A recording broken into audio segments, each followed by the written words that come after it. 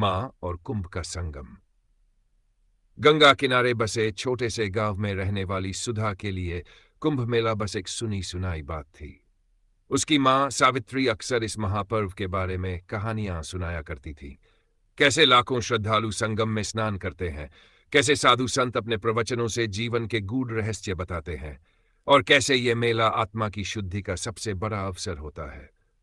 लेकिन गरीबी और जिम्मेदारियों के कारण सावित्री खुद कभी कुंभ नहीं जा सकी। सुधा जब बड़ी हुई तो उसे एहसास हुआ कि मां का यह सपना अधूरा रह गया है। उसने ठान लिया कि इस बार वह मां को कुंभ मेले में लेकर जाएगी। महीनों तक उसने मेहनत की, छोटे मोटे काम करके पैसे जोड़े और आखिरकार मां को इस अद्भुत यात्रा पर ले जाने के लिए तैयार हो गई। कुंभ का दिव्य दर्शन। प्रयागराज पहुंचते ही मां बेटी का मन भक्तिभाव से भर उठा। चारों ओर भजन कीर्तन की गूंज, गेरुए वस्त्रों में लिपटे सन्यासी और संगम पर उमड़ी भक्तों की भीड़, सब कुछ जैसे किसी स्वप्नलोक का हिस्सा था। लेकिन तभी अचानक भीड़ के बीच सुधा और उसकी मां एक दूसरे से बिछड़ गईं। चारों तरफ केवल लोग ही लोग थे।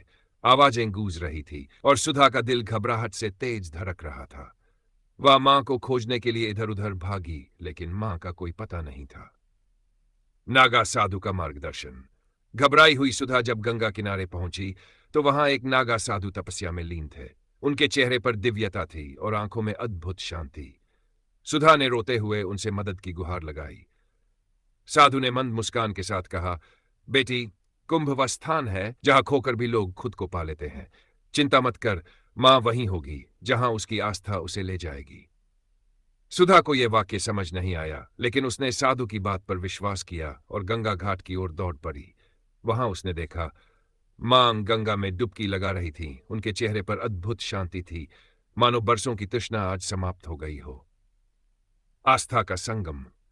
जब मां स्नान के बाद बाहर आई तो सुधा ने उन्हें कसकर गले लगा लिया।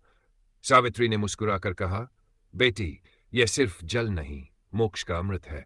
आज मुझे जीवन का सबसे बड़ा सुख मिल गया। सुधा ने पहली बार महसूस किया कि यह यात्रा सिर्फ मां के लिए नहीं, बल्कि खुद उसके लिए भी एक आध्यात्मिक अनुभव थी। सीख। कुंभ मेला केवल एक धार्मिक आयोजन नहीं, बल्कि यह आस्था, प्रेम और आत्मिक शुद्धि का प्रतीक है। मां बेटी की यह यात्रा हमें यह सिखाती है कि जब हम अपनों के सपनों को पूरा करते हैं तो वास्तव में हम खुद को भी पा लेते हैं। जय काली।